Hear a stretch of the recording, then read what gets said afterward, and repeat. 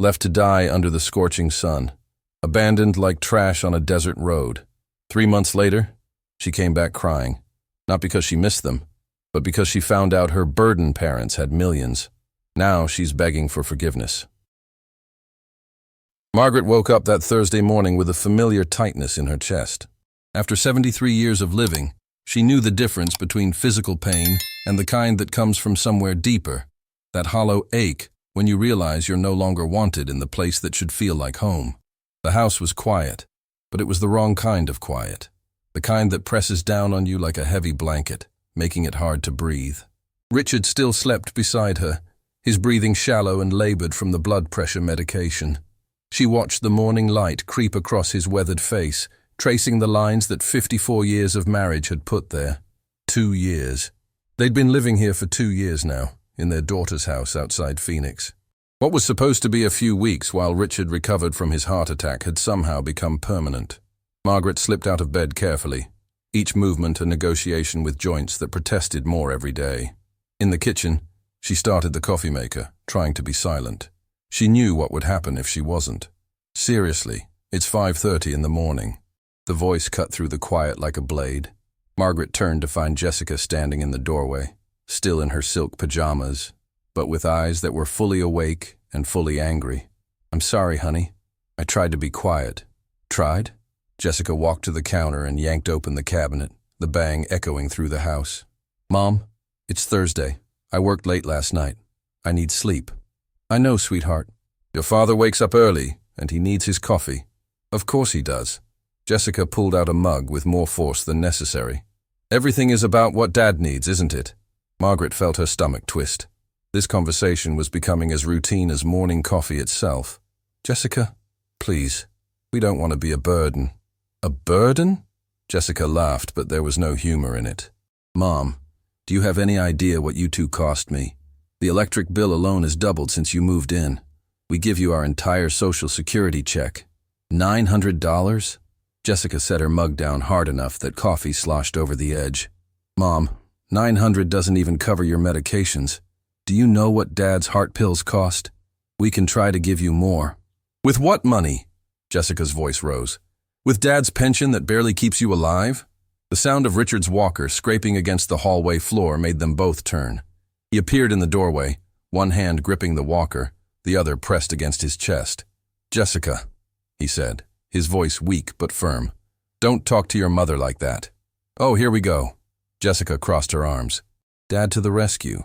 We're grateful for everything you've done." "Grateful?" Jessica's laugh was bitter. "You know what I'm grateful for? I'm grateful I'm 46 and still don't have a life because I'm taking care of 2 people who were supposed to be here temporarily." The silence that followed was crushing. Richard leaned heavily on his walker, his face pale. "We never asked to stay." "You didn't have to ask. You just stayed." Jessica grabbed her car keys from the counter.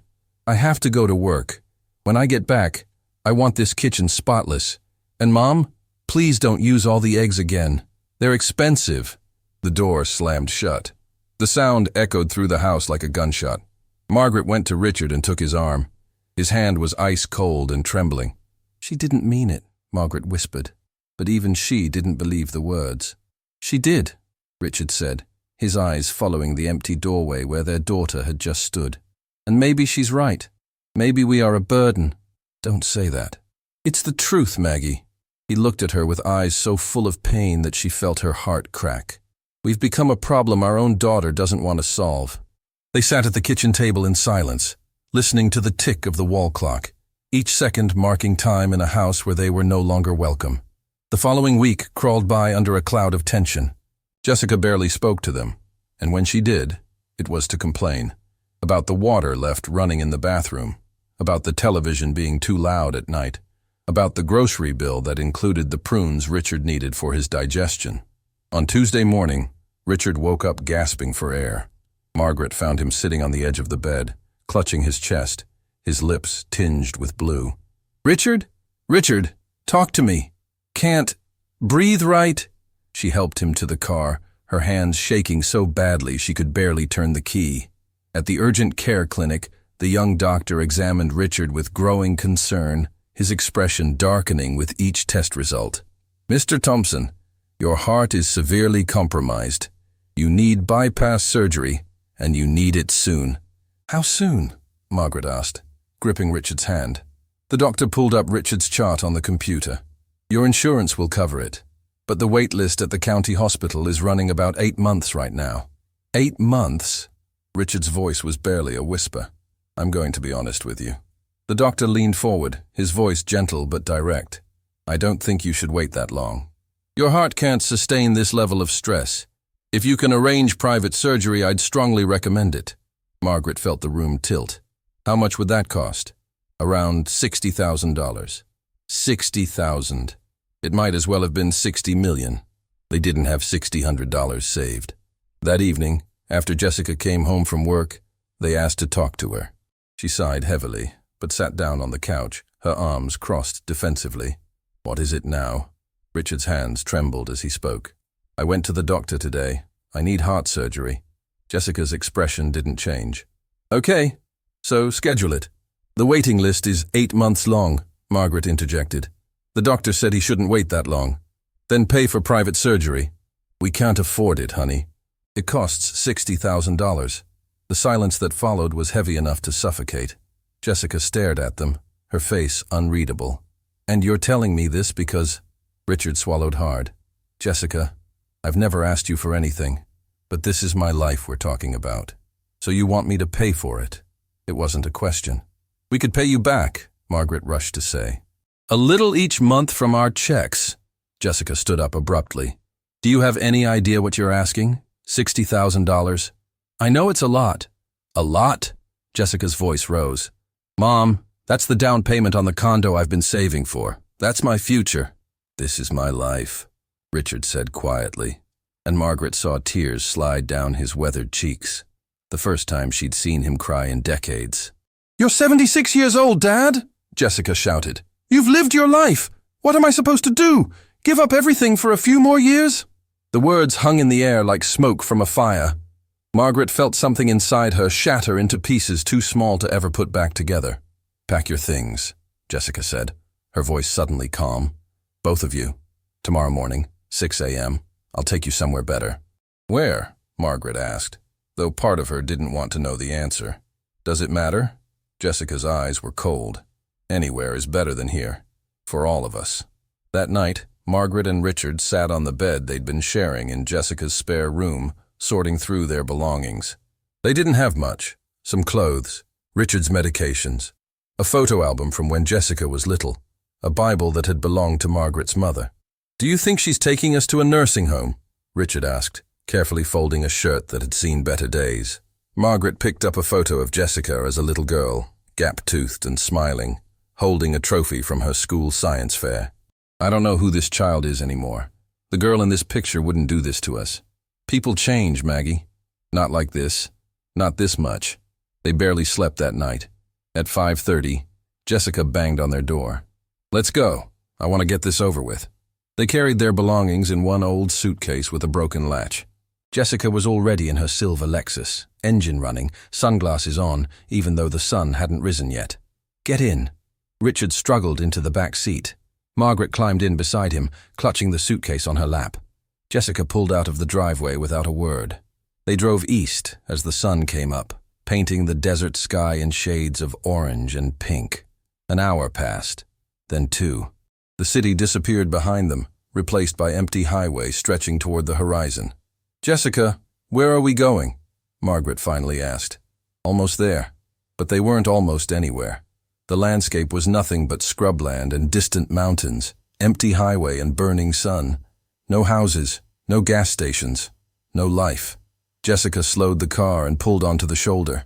She turned off the engine. The sudden silence was terrifying. "Get out," she said. "What?" Richard didn't understand. "I said get out." Margaret felt ice flood her veins. "Jessica, what are you doing?" "What I should have done 2 years ago." Jessica opened her door and walked around to the trunk. She pulled out their suitcase and dropped it on the gravel. The broken latch gave way, and some of their clothes spilled onto the dusty ground. "Jessica!" Margaret scrambled out of the car. "You can't leave us here!" Richard struggled out, leaning heavily on the car door. "Honey, please! There's nothing out here." Jessica looked at them both. really looked at them. And what Margaret saw in her daughter's eyes was worse than anger. It was nothing, complete and utter nothing. "You wanted to leave my house?" Jessica said calmly. "So leave." "Mike, we're in the middle of nowhere!" Margaret grabbed her daughter's arm. Jessica shook her off. "That's not my problem anymore." "I'm your father." Richard's voice broke. "For God's sake, Jessica." She paused with her hand on the car door. For just a moment, Margaret thought she saw something flicker in those cold eyes. A hint of the girl from the photos. But it was gone in an instant. "You know what you cost me yesterday?" Jessica said. "I got offered a promotion, a big one, but it requires me to travel. And I can't travel because I have 2 elderly people living in my house who can't take care of themselves. We never asked you to turn it down." "You didn't have to ask," Jessica's voice cracked. "Your existence in my house was enough. Do you know what it's like to be 46 and have my friends ask why I still have my parents living with me? Do you know how humiliating that is?" "We're your parents," Richard said, his voice barely a whisper. "Doesn't that mean anything?" Jessica got into the car. Through the open window, she looked at them one last time. "Let's see how you survive without me." And she smiled. A cold, satisfied smile that Margaret would remember for the rest of her life. The window rolled up. The engine roared to life. Gravel sprayed as the Lexus accelerated, kicking up a cloud of dust that covered Margaret and Richard completely. They stood there coughing, watching the silver car shrink into a tiny dot on the horizon until it disappeared completely. The silence that followed was total. No birds, no wind, no cars passing. Just 2 elderly people standing on an empty highway in the Arizona desert, abandoned by the daughter they'd raised with love and sacrifice. Richard was the first to move. He stumbled to their broken suitcase and sat down on it heavily, his hand pressed to his chest. Margaret saw his lips turning blue again. "Richard, are you okay?" "No," he whispered. "I'm not okay." Margaret sat beside him on the suitcase, took his trembling hand in hers, and looked out at the empty, endless desert. "What do we do now?" she whispered. Richard didn't answer. He just squeezed her hand and closed his eyes, as if he could make this nightmare disappear. But when he opened them again, they were still there, abandoned, alone, waiting for a miracle that might never come. The sun climbed higher in the sky, turning the air into something thick and heavy. Margaret could feel the heat radiating up from the asphalt, baking through the thin soles of her worn sneakers. Richard sat motionless on the suitcase, his breathing coming in short, painful gasps. "We need to move," Margaret said, though her voice came out weak and uncertain. "We can't just sit here." "Move where?" Richard didn't open his eyes. His face had gone from pale to gray, and sweat beaded on his forehead despite the fact that he was shivering. Margaret looked both ways down the highway. Nothing. Just empty road stretching in both directions until it disappeared into shimmering heat waves. No buildings, no signs of civilization. Just endless desert dotted with scrub brush and distant mountains that looked like cardboard cutouts against the white-hot sky. "Richard, look at me." She knelt in front of him, ignoring the way the hot gravel bit into her knees. "We're going to walk, one direction or the other. We have to." "I can't." His voice was barely audible. "You can. You have to." She helped him stand, feeling how much weight he'd lost in the past months. He'd always been a solid man, strong from years of working construction. Now he felt fragile, like something that might break if she held him too tight. They started walking west, back toward where they'd come from. Margaret carried the broken suitcase in one hand and supported Richard with the other. Every step was agony. The heat pressed down on them like a physical weight. Within 15 minutes, they were both drenched in sweat. A car appeared in the distance, coming toward them. Margaret's heart leaped. She waved frantically, stepping into the road. The car, a red pickup truck, swerved around them and sped past without slowing down. The driver didn't even look their way. "They didn't see us," Richard mumbled. But Margaret knew that wasn't true. The driver had seen them. He just hadn't cared. 3 more cars passed in the next half hour. Margaret waved at each one. Not a single car slowed down. One actually accelerated, as if they were something dangerous to get away from quickly. "We look like trouble," Richard said, his voice getting weaker. 2 old people on the side of the road with a broken suitcase. "People think we're scammers or something." They'd been walking for almost an hour when Richard stopped suddenly. "Maggie, I need to sit down. Just a little further. Now." His legs buckled. Margaret grabbed him, but she didn't have the strength to hold him up. They both went down onto the dusty shoulder of the highway. Richard lay on his back, his chest heaving. His lips had that blue tinge again. Margaret's own vision was starting to blur from the heat and dehydration. "Richard, stay with me." She patted his face gently. His skin was hot and dry. "Please, baby, stay with me." "I'm trying," he whispered. "I'm really trying." She looked up at the empty sky. No clouds, no shade, no mercy. "Please," she said, not sure who she was talking to. "Please help us. Somebody." The minutes crawled by. Margaret lost track of how many cars passed. She stopped waving. What was the point? Nobody was going to stop. They were invisible. Worse than invisible. They were inconvenient. The sound of air brakes made her look up. A semi-truck was pulling over about 50 feet ahead of them. Margaret felt tears spring to her eyes. Actual tears, even though she'd thought she was too dehydrated to cry. A man jumped down from the cab, tall, African-American, wearing a baseball cap and work boots. He ran toward them, his face creased with concern. "Jesus, ma'am, are you okay? Help us," Margaret managed to croak. "My husband, his heart." The man, his name patch read David, knelt beside Richard and immediately pressed 2 fingers to his neck, checking his pulse. His eyes widened slightly. "Okay, we need to get you both out of this heat right now." He looked at Margaret. "Can you walk?" "Yes." "Good, I'm going to carry him." David scooped Richard up like he weighed nothing, cradling him the way you'd carry a child. "Come on, ma'am. My truck has air conditioning and water." Margaret followed, her legs moving on pure instinct. David helped her climb into the cab, then lifted Richard up after her. The blast of cold air felt like heaven. David reached behind the seats and pulled out 2 bottles of water. "Small sips," he instructed. "Not too fast or you'll get sick." Margaret helped Richard drink first. His hands shook so badly he could barely hold the bottle. David pulled back onto the highway and drove, his eyes flicking to them in the mirror every few seconds. "What happened?" he asked after a few minutes. "How'd you end up out here?" The question hung in the air. How did they explain? How did they tell this kind stranger that their own daughter had left them to die? Margaret started, but her voice failed. She tried again. "Our daughter brought us here. She left us." David's hands tightened on the steering wheel. He didn't say anything for a long moment. When he spoke, his voice was carefully controlled. "Your daughter left you on the highway? In the middle of the desert?" "Yes." The silence that followed was heavy. Margaret saw David's jaw clench, then relax, then clench again.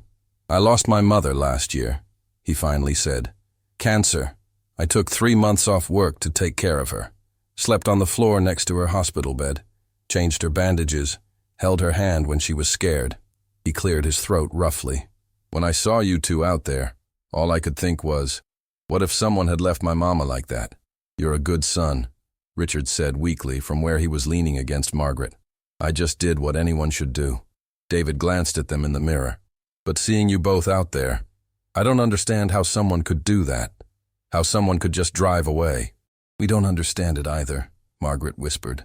They drove for another 30 minutes before reaching a small town.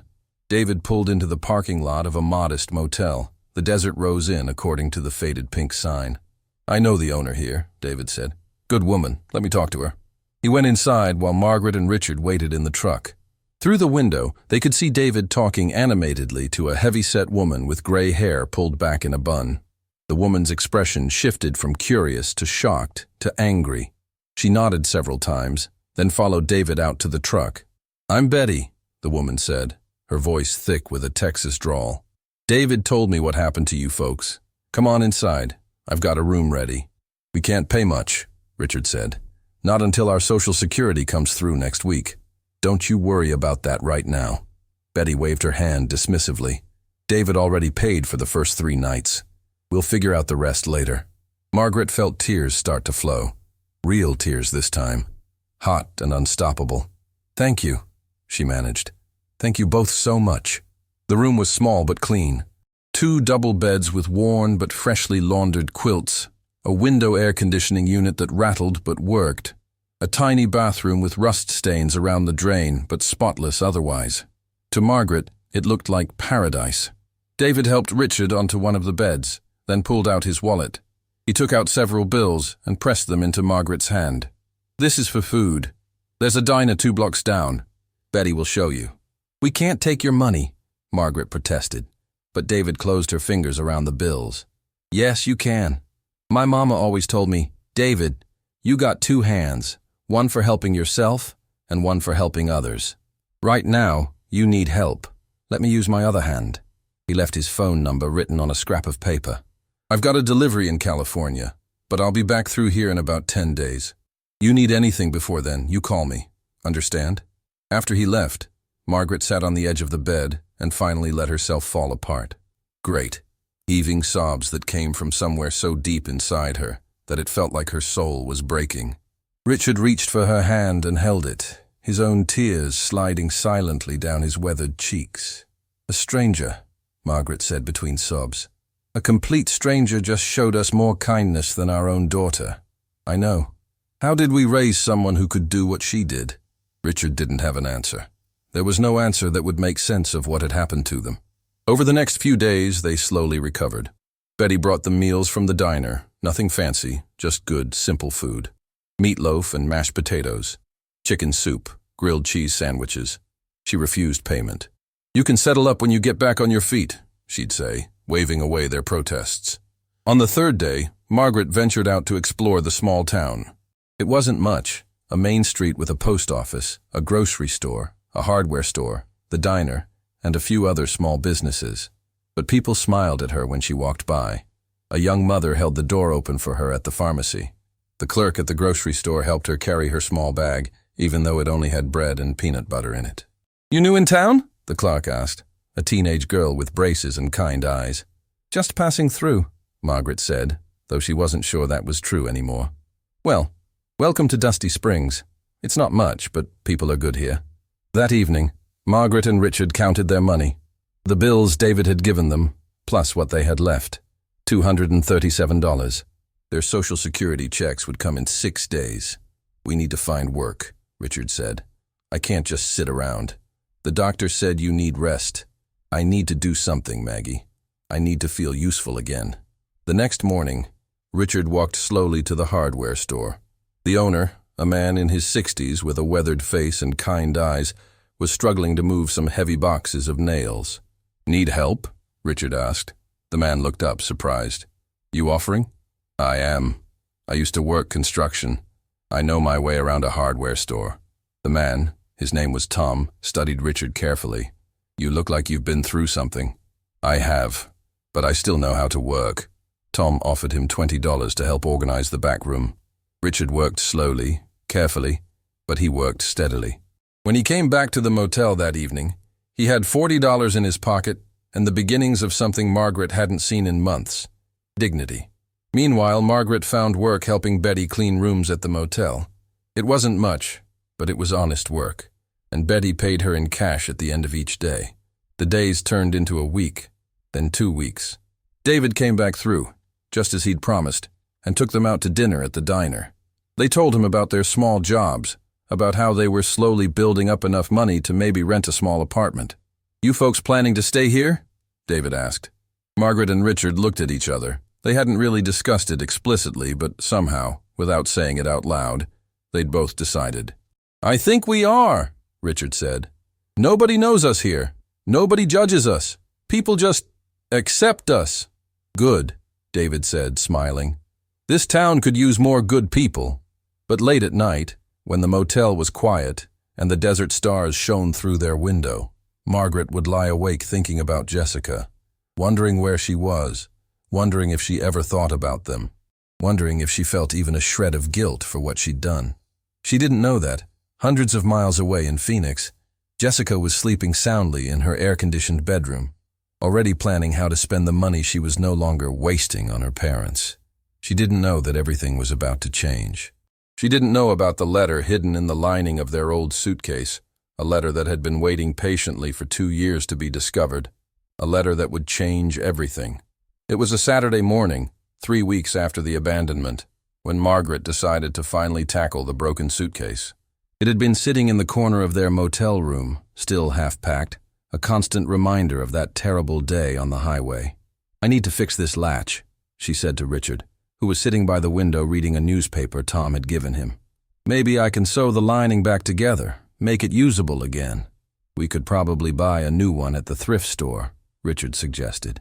"We need to save every penny." Margaret knelt beside the suitcase and began carefully pulling out their clothes. At the very bottom, she felt something odd, a bulge in the fabric lining that shouldn't be there. She ran her fingers along it. Definitely something solid, something that had been hidden between the outer shell and the inner lining. "Richard?" Her voice came out strange, uncertain. "There's something in here." He looked up from his paper. "What do you mean?" "In the lining. Feel this." She guided his hand to the spot. Richard frowned and pressed carefully. "How long has that been there?" "I have no idea." Margaret found a small tear in the seam and carefully widened it. Her fingers touched paper, thick, official-feeling paper. She pulled out an envelope, yellowed with age, corners bent. The envelope was addressed to Richard Thompson. The return address was from an attorney's office in Texas, Branson, Walker, and Associates. The postmark was dated 2 years ago. 2 years. Margaret's hands trembled as she held it out to him. "Richard, this is from 2 years ago, right around the time you had your heart attack." Richard took the envelope with shaking fingers. He stared at it for a long moment before speaking. "I don't remember this. I don't remember getting any mail from Texas." "You were in the hospital for 3 weeks," Margaret reminded him gently. "The doctors said you had some memory loss from the medications. I should have remembered something like this." He turned the envelope over and over as if hoping it would explain itself. Texas. Why would lawyers in Texas be writing to me? There's only one way to find out. Margaret sat beside him on the bed. "Open it." Richard's hands shook so badly that Margaret had to help him tear open the envelope. Inside were several pages of official-looking documents. Richard unfolded them carefully and began to read. Margaret watched his face go pale, then paler still. "Richard, what is it?" He didn't answer, just kept reading, his eyes moving back and forth across the page, then starting over at the top as if he couldn't believe what he was seeing. "Richard, you're scaring me. What does it say?" He looked up at her with eyes that were wide with shock. "It's about my brother, William." "William?" Margaret's mind raced back. Richard's younger brother, the one who'd moved to Texas 30 years ago. They'd lost touch. Christmas cards that gradually stopped coming. Phone calls that grew further apart until they ceased entirely. "What about him?" "He died." Richard's voice was barely a whisper. 3 years ago. He had a heart attack." Margaret felt a pang of sadness, but it was distant, muted by decades of separation. "I'm sorry, honey. I know you two weren't close anymore, but still, that's not all." Richard pointed to a paragraph halfway down the first page. "He never married, never had children. And I'm his only living relative." The words hung in the air between them. Margaret read the paragraph Richard was pointing to, then read it again, then a third time. "This says you're the sole beneficiary of his estate," she said slowly. "I know. It says you need to contact them to complete the transfer of assets." "I know." They sat in silence, the papers rustling slightly in Richard's trembling hands. "Assets," Margaret finally said. "What kind of assets?" "Richard, your brother worked as an electrician. How much could he have had?" "I don't know." Richard flipped to the next page, scanning it quickly. "This is just a notification letter. It doesn't say amounts. It just says I need to contact them to begin the probate process." Margaret's mind was spinning. 2 years, Richard. This letter came 2 years ago. What if it's too late? What if they've given everything to the state or something? There's a phone number. Richard pointed to the letterhead. "We should call them. It's Saturday. They won't be open. Monday, then." First thing Monday morning. That weekend was the longest of Margaret's life. She tried to keep busy, cleaning their room, helping Betty with the other rooms, taking walks around the small town, but her mind kept circling back to that letter. What if William had saved some money? Even a few $1,000s would change their lives right now. They could rent a real apartment instead of living in a motel room. Richard could see a cardiologist about his heart instead of relying on free clinic doctors. But she didn't dare hope for too much. Hope was dangerous. Hope could break you worse than despair. Sunday evening, Richard wrote out what he wanted to say to the lawyer, practicing the words over and over. Margaret watched him, her heart aching at how nervous he was, how his hands shook as he wrote. "What if they tell me it's too late?" he said. "What if I missed some deadline and lost everything?" "Then we'll deal with it," Margaret said firmly. "We've dealt with everything else. We'll deal with that too." Monday morning, they walked to the payphone outside the post office. It was 7 o'clock in Arizona, which made it 9 o'clock in Texas. Richard fed quarters into the slot and dialed with trembling fingers. The phone rang 3 times before a woman answered. "Branson, Walker and Associates. How may I direct your call?" My name is Richard Thompson. I received a letter about my brother's estate." "One moment, please." The hold music was excruciating. Margaret stood close enough to hear it, watching Richard's face. His jaw was clenched so tight she worried about his teeth. "Mr. Thompson?" A man's voice, deep and professional, came on the line. "This is James Branson. Thank goodness you called. We've been trying to locate you for years." "I just found the letter," Richard explained. It got lost in my things when I was sick. I'm so sorry. Is it too late?" "Too late?" No, not at all. Estate matters can take years to resolve. But I'm very glad you reached out." Papers rustled on the other end. "Mr. Thompson, I need to verify some information. Can you confirm your date of birth and your brother William's full name?" Richard rattled off the information, his voice gaining a little strength. "Excellent. Yes, that matches our records. Mr. Thompson, your brother left a substantial estate. As his only living heir, you're entitled to everything after taxes and legal fees." How substantial?" "His estate was valued at approximately $8.4 million. The world stopped. Margaret actually felt her knees give out. She grabbed onto the phone booth to steady herself. Richard had gone completely white, his mouth opening and closing without sound. "Mr. Thompson, are you still there?" "8, Richard finally managed to croak out. 8 million. .4, yes. Your brother was quite successful. He started his own electrical contracting company in the early 90s, invested wisely, lived modestly. The bulk of his wealth came from commercial real estate investments. He owned several properties in Austin that have appreciated significantly." Margaret covered her mouth with both hands to keep from making a sound. $8.4 million. The number was so large it didn't feel real. I don't understand," Richard said. "William never mentioned any of this. We hadn't talked in years, but 8 million. Your brother was apparently a very private man. Our firm handled his estate planning, and he was quite clear that everything should go to you upon his death." More papers rustled. "Now, Mr. Thompson, we'll need you to come to our office in Austin to sign the necessary documents and claim the estate. Can you arrange travel?" "Yes," Richard said automatically, though Margaret had no idea how they'd afford plane tickets to Texas. "Yes, we can." "Excellent. How soon can you be here?" Richard looked at Margaret. She nodded, still too shocked to speak. "This week? Maybe Wednesday or Thursday?" "Perfect. Let me schedule you for Thursday afternoon. Say 2 o'clock? That will give you time to travel and rest." Mr. Branson gave them the office address and additional instructions about what documents to bring. When Richard finally hung up the phone, he stood there frozen, staring at nothing. "Maggie," he whispered. "Did that just happen?" "I think so." Her voice came out high and strange.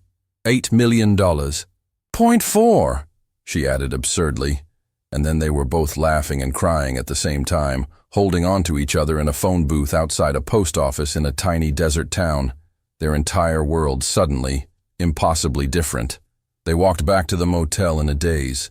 Betty was at the front desk and looked up with a smile that faded when she saw their faces. "You two okay? You look like you've seen a ghost." "We're fine," Margaret managed. We got some unexpected news. Good news." "Well, that's wonderful," Betty beamed. "You both deserve some good news." In their room, Richard sat on the edge of the bed and stared at his hands. "I need to call that lawyer back. This doesn't feel real. What if I heard wrong? What if he said 80,000, not 8 million? He said 8.4 million, Richard. We both heard it. My little brother." Richard's eyes filled with tears. "He was always so smart. I used to tease him about being the family genius. I just thought he was doing okay, you know? I never imagined He wanted you to have it, Margaret said softly. He could have left it to charity or anyone, but he chose you. That evening, they sat down and made a plan. They needed to get to Austin by Thursday. That meant a bus. They couldn't afford plane tickets, and even if they could, spending money before they had the inheritance seemed dangerous, tempting fate. Richard went to see Tom at the hardware store, his steps lighter than they'd been in months. "Tom, I need to ask you something. We have to travel to Texas for a few days. Family matter. I was wondering if you could hold my job for me until I get back." Tom looked up from his clipboard. "Everything all right?" "More than all right, but I can't explain just yet." "Fair enough." Tom held out his hand. "Your job will be here when you get back. You're a good worker, Richard." Margaret did the same with Betty, who hugged her warmly. "You go take care of your family business. These rooms will be waiting for you." They bought bus tickets, a 30-hour journey across the desert to Austin. It would be uncomfortable, exhausting, but they didn't care. At the end of that journey was a future they'd never dared to imagine.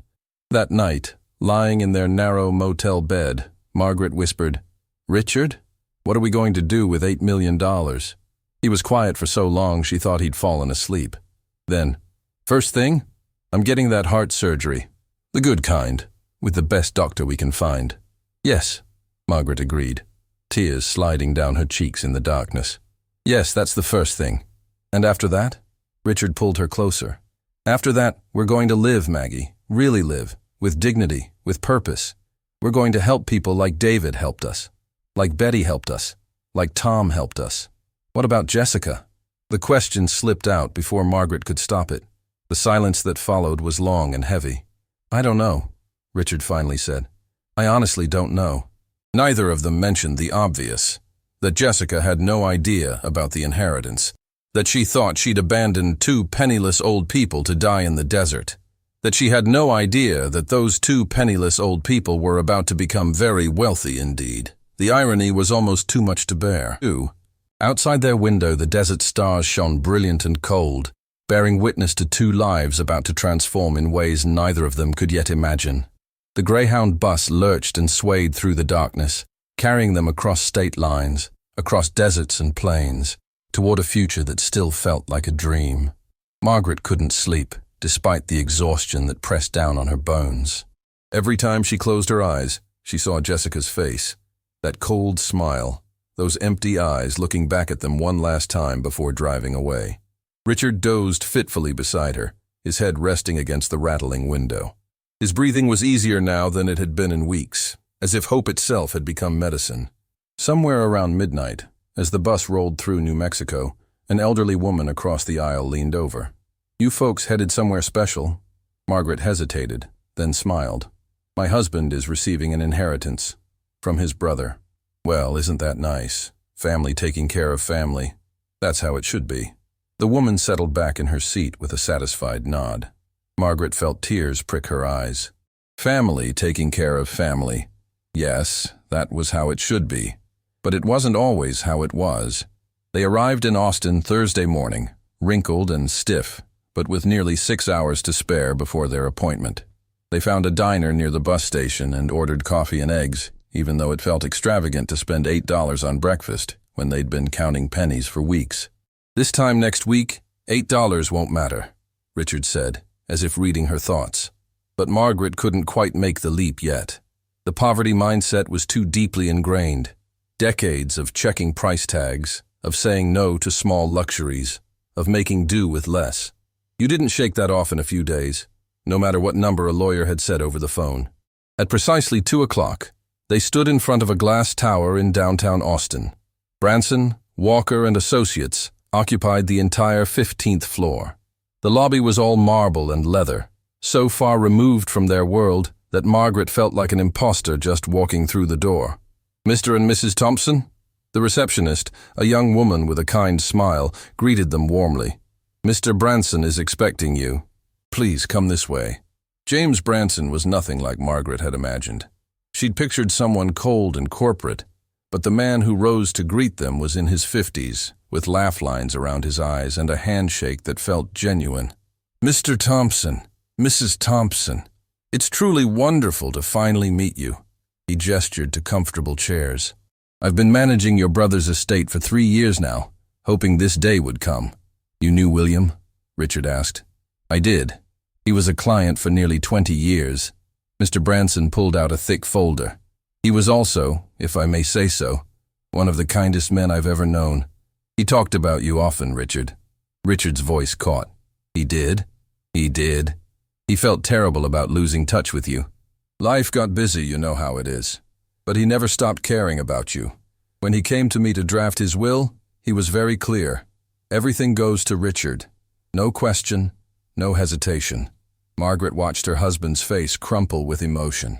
All those years of distance, all those missed phone calls and forgotten birthdays, and William had still chosen him, still loved him.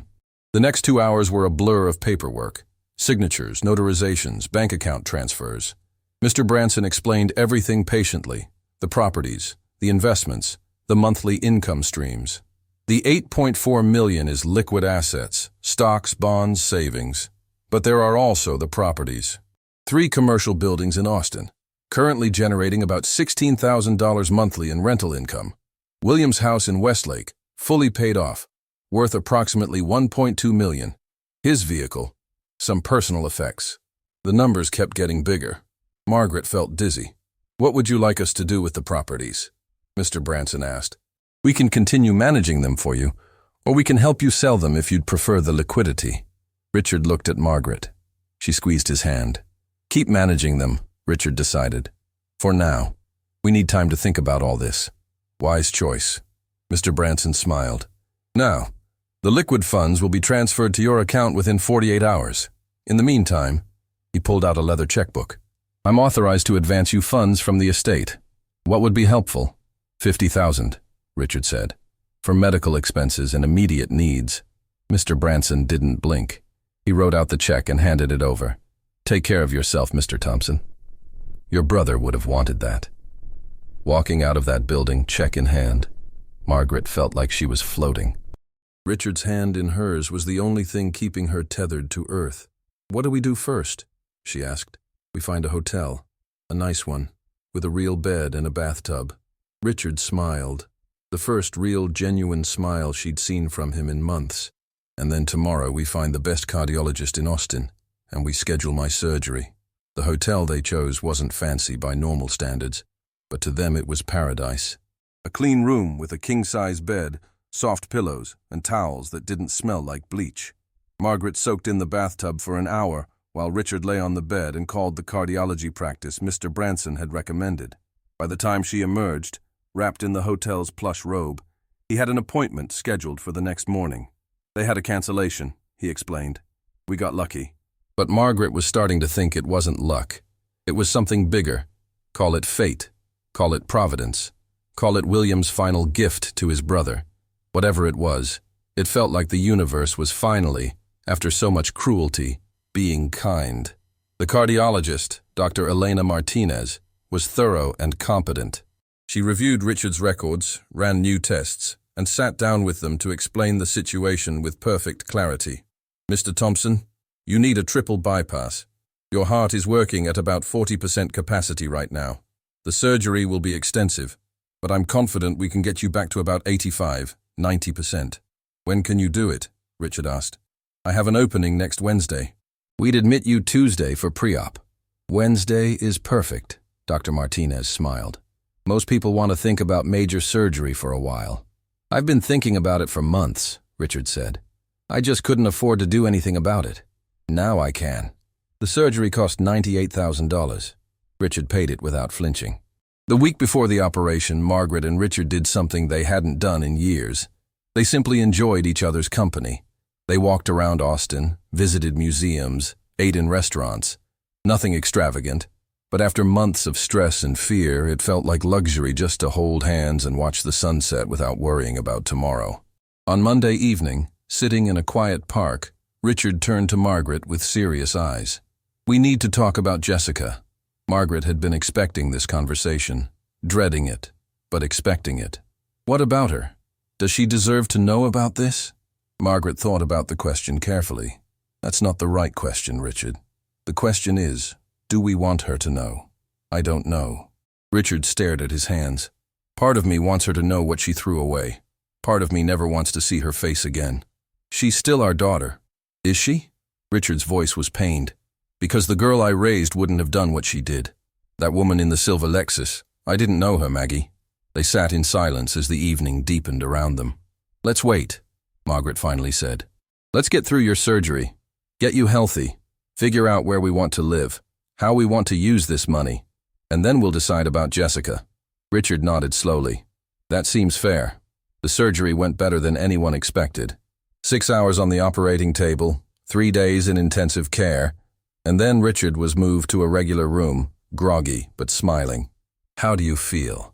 Margaret asked, gripping his hand. Like someone gave me a new heart, he said. Like I can breathe for the first time in years. Recovery took 3 weeks in Austin.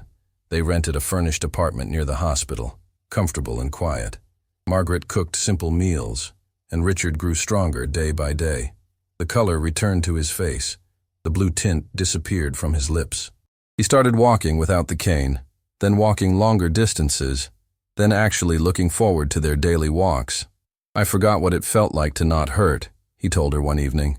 I'd been in pain for so long, I didn't even remember what normal felt like. During those weeks, they made decisions about their future. They didn't want to stay in Austin. It was too big, too impersonal. They didn't want to go back to Phoenix, where Jessica was.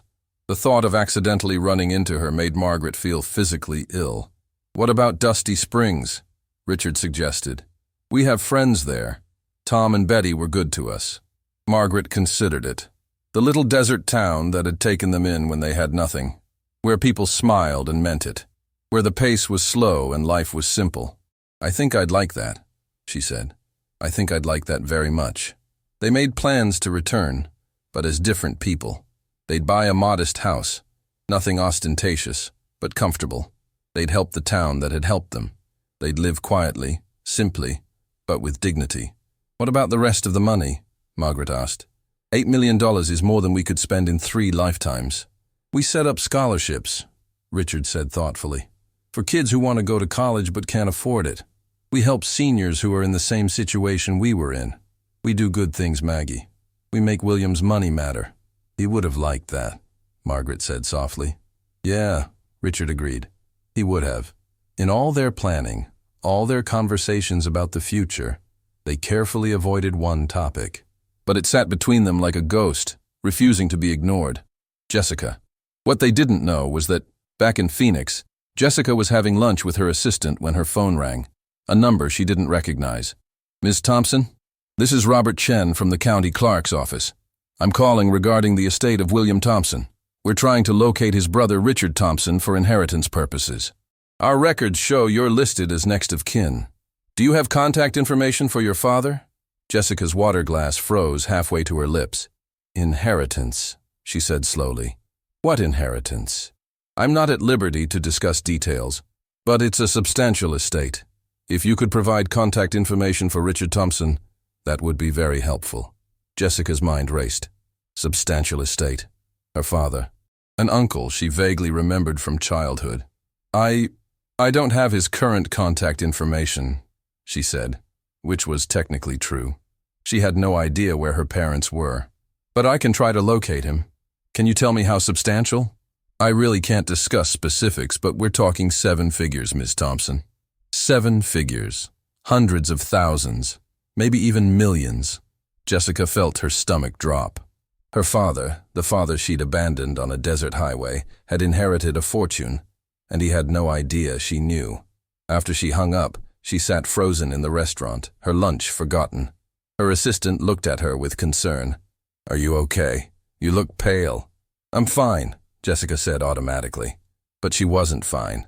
Her mind was spinning with possibilities, calculations, and one overwhelming thought. She'd made a terrible, terrible mistake. Margaret was planting tomatoes in the small garden behind their new house when she heard the car pull up. It was a sound she'd grown to recognize in Dusty Springs, the particular crunch of gravel under tires, the brief silence as an engine cut off, the metallic click of a car door opening. But something about this sound made her straighten up, dirt-stained gloves still on her hands, a strange tightness forming in her chest. Richard was inside, reading on the porch. She heard his newspaper rustle, then stop, heard his footsteps as he stood, slow and cautious. Maggie? His voice carried an edge she recognized. Not quite fear, but close. Someone's here. Margaret walked around the side of the house, already knowing somehow what she would see. And there it was, the silver Lexus, gleaming in the afternoon sun. The same car that had driven away and left them to die 4 months ago. Jessica stood beside it, one hand resting on the door as if she might need to make a quick escape. She'd lost weight. Her expensive suit hung a little loose on her frame, and there were dark circles under her eyes that even makeup couldn't quite hide. Their eyes met across the distance. Margaret felt something shift inside her chest. Not the warm rush of maternal love she'd once felt automatically, but something colder, more guarded. Protection, maybe, or just the scar tissue that forms around old wounds. Mom. Jessica's voice cracked on the word. She took a hesitant step forward.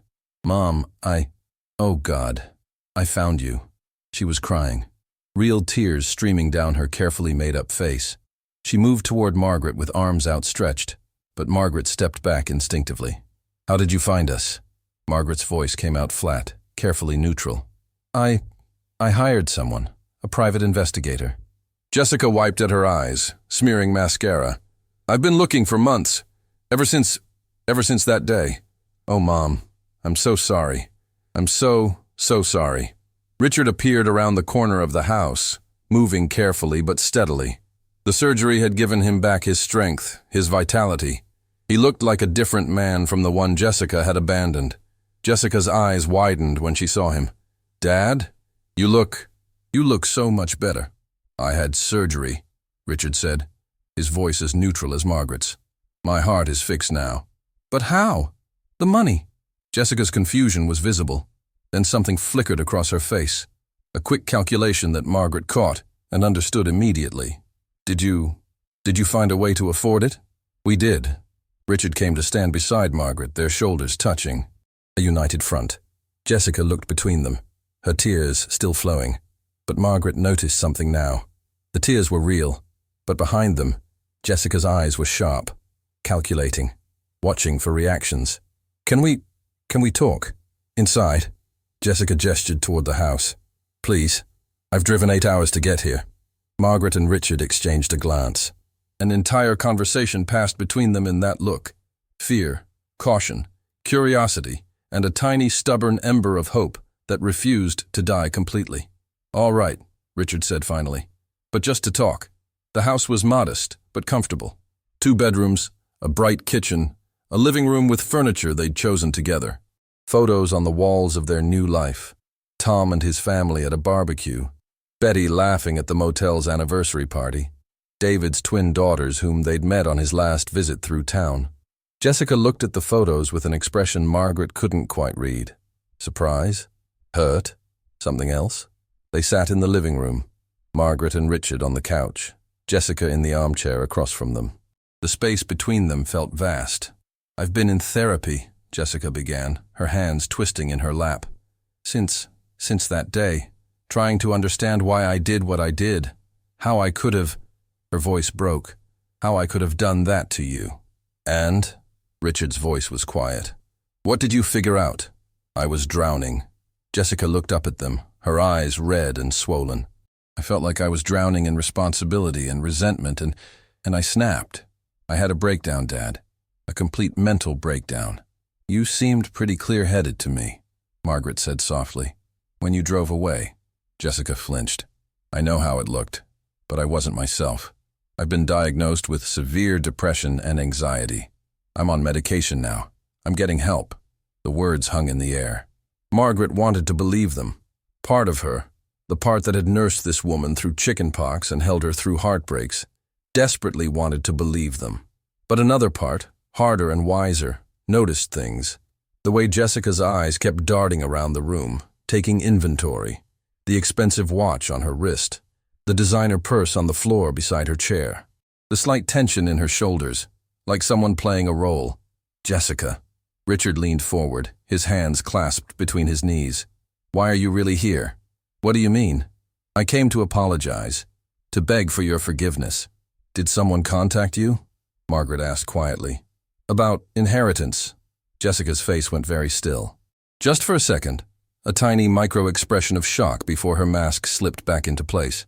But Margaret had seen it. Yes. The county clerk called. About Uncle William. That's how I knew to look for you. Jessica's words came faster now. But that's not why I'm here. I don't care about money. I care about you. Really? Richard's voice had an edge now. Because 4 months ago, you told me I wasn't worth $60,000. You said I was 76 and had already lived my life. Jessica's face crumpled. I didn't mean it. I was sick. You meant it. Margaret's voice was gentle but firm. Maybe you didn't want to mean it. Maybe you wish you hadn't meant it. But in that moment, you absolutely meant every word. The silence that followed was heavy. Jessica's crying had stopped, leaving only the sound of the wall clock ticking. I'm your daughter, Jessica finally said, and now there was an edge to her voice. Doesn't that count for something? Doesn't family mean anything? Family? Richard stood up slowly. You want to talk about family? Let me tell you about family, Jessica. Family is David, a truck driver we'd never met who stopped when dozens of other people drove right past us. Family is Betty, who gave us a place to stay when we had nowhere to go.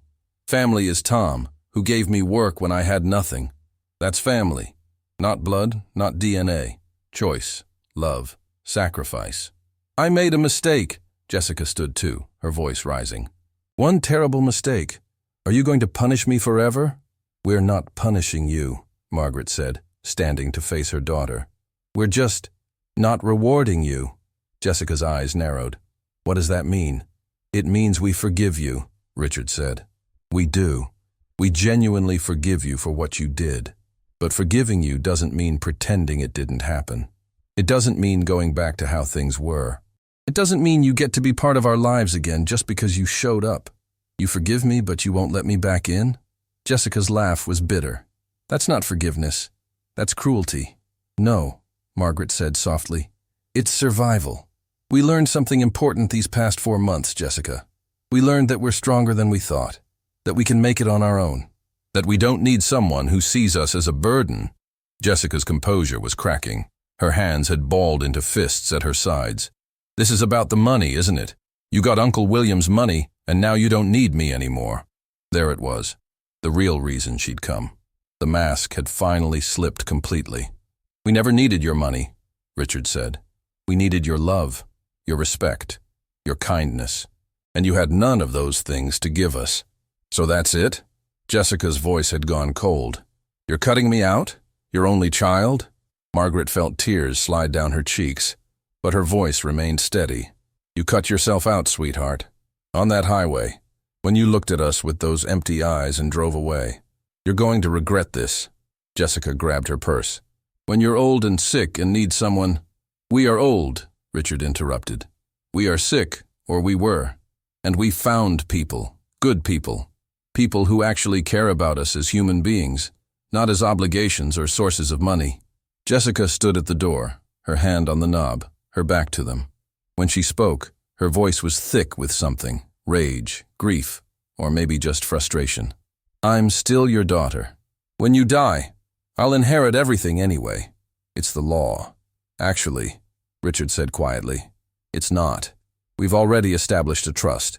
Most of our assets will go to charitable causes, scholarships for underprivileged students, support for abandoned seniors, medical care for those who can't afford it. Jessica spun around, her face pale.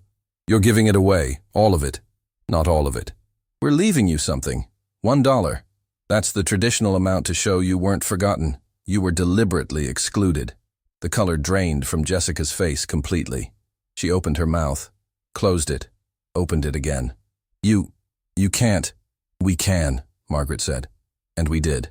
Jessica's mask shattered completely. You're selfish. You're vindictive. You're using money to punish me for one mistake. We're using our money to help people who need it, Richard corrected. People like we were. And as for you, you don't get to call us selfish. Not after what you did. Jessica stared at them for a long moment, her chest heaving. Then she did something that somehow hurt worse than anything else. She laughed. A cold, hard laugh that held no humor. Fine. Keep your money. Give it to strangers. I don't need it. I don't need you. She yanked open the door. "But don't think I'll be there when you're dying. Don't think I'll be at your funerals. You made your choice." "So did you," Margaret whispered. 4 months ago. Jessica walked out, the door slamming behind her. They heard the Lexus start, heard the spray of gravel as she accelerated away too fast, heard the engine fade into the distance. Then there was only silence. Richard sat down heavily on the couch. Margaret sat beside him. They held hands and didn't speak for a long time. "Did we do the right thing?" Margaret finally asked. "I think so. I hope so." Richard squeezed her hand. "We didn't close the door completely. If she ever genuinely changes, if she ever really understands what she did and truly wants to make amends, not for money, but for relationship, the door isn't locked. But we can't sacrifice our peace and dignity hoping for something that may never come." Margaret leaned her head on his shoulder. "I keep thinking about that little girl in the photos, the one who used to bring me dandelions and call them roses. That little girl grew up into someone we don't recognize," Richard said. "And maybe that's our failure as parents. Or maybe that's just life. People make choices. We can love them and still protect ourselves from them." 3 months later, Margaret and Richard stood at the dedication ceremony for the William Thompson Scholarship Fund. 20 students from low-income families would receive full college scholarships. The ceremony was small, simple, held at the community college in Dusty Springs. Tom was there with his family. Betty came, bringing cookies for everyone. David drove in from California with his wife and the twins. A small crowd of townspeople they'd helped in various ways. Rent paid, medical bills covered, groceries provided, all done quietly, anonymously, until word got around about who the mysterious benefactors were. As Richard gave a short speech about his brother William and the importance of helping others, Margaret looked around at the faces gathered there. Not one of them was related to her by blood, but every single one of them was family. That evening, back home, Margaret was watering her tomato plants when Richard came outside with 2 glasses of lemonade. "Penny for your thoughts?" he asked, handing her a glass. "I was thinking about something Betty said to me last week." Margaret took a sip, the cold sweetness perfect against the warm evening. She said, "Sometimes God takes away the family you're born with to give you the family you're meant to have." Richard considered this, watching the sun paint the desert sky in shades of orange and pink. "Do you think she's right?" "I think," Margaret paused, choosing her words carefully. "I think family isn't about who shares your blood. It's about who shows up, who stays, who sees you at your worst and loves you anyway, who stops on a highway when everyone else drives past. Like David," Richard said. "Like David. Like Betty. Like Tom. Like all of these people who had no obligation to care about 2 old folks they'd never met, but did anyway." She turned to look at her husband. "We lost a daughter, but we gained a community. And I think, painful as it is, we got the better deal." Richard pulled her close, and they stood there together as the sun set on another day of their new life. A life built not on obligation or guilt or blood ties, but on choice and kindness and genuine love. Jessica never came back. They heard through mutual acquaintances that she'd moved to Seattle, that she was still working, still living her life. They hoped she'd found some measure of peace. They even hoped in their most generous moments that she'd found genuine love and happiness. But they didn't reach out, and they didn't mourn the relationship that might have been, because they'd learned the most important lesson of their 7 decades on Earth. You can't force someone to value you. You can't make someone see your worth. All you can do is surround yourself with people who already do. And that's exactly what they did. Years later, when Richard passed away peacefully in his sleep at the age of 84, the funeral was standing room only.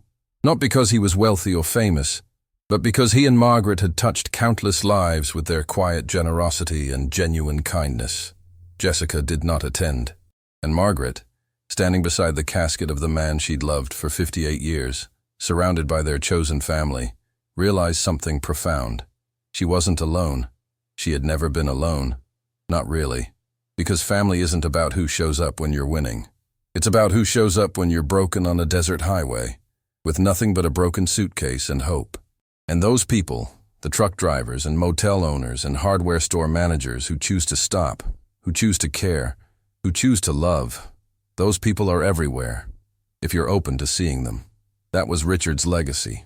That was their gift to the world, not millions of dollars, though they gave those away freely.